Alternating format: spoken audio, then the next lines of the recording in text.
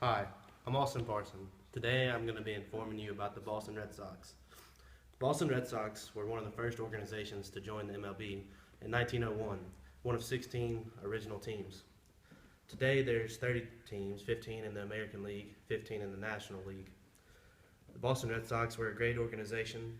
In the first 16 years, they won 5 of the first 16 World Series, including the first one.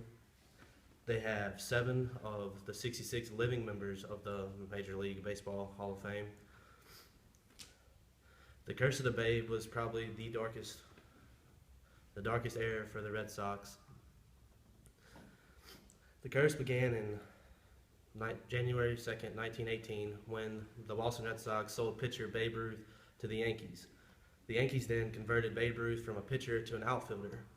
Babe Ruth became one of the greatest power hitters of all time, hitting 60 home runs in one season, setting a record. That record wouldn't be broken until 1961 by Roger Maris. The curse affected the franchise by not allowing them to get to the postseason for several years, not winning a title for several years. They got to the postseason in the early 60s and they lost first round. They got swept, and this happened several times over the next 3 or 4 decades until 2004, when the Red Sox were in the American League Championship Series against the Yankees, their rival. They were down 0 games to 3 in a best-of-7 series, so they had to win 4 in a row, which they did. Then they went on to the World Series to play the St. Louis Cardinals, the National League champions. They swept the Cardinals 4-0, 4 games to none in the World Series.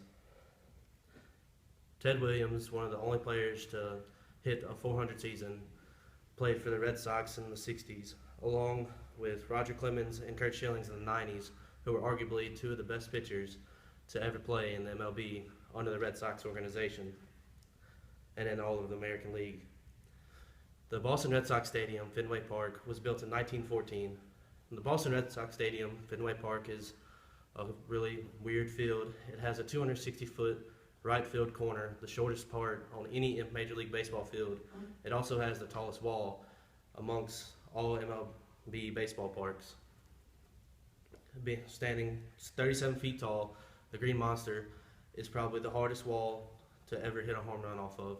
It's only 330 feet, but it's 37 feet tall, which makes it extremely difficult for hitters to get it leverage underneath the ball to hit it over the 37-foot wall.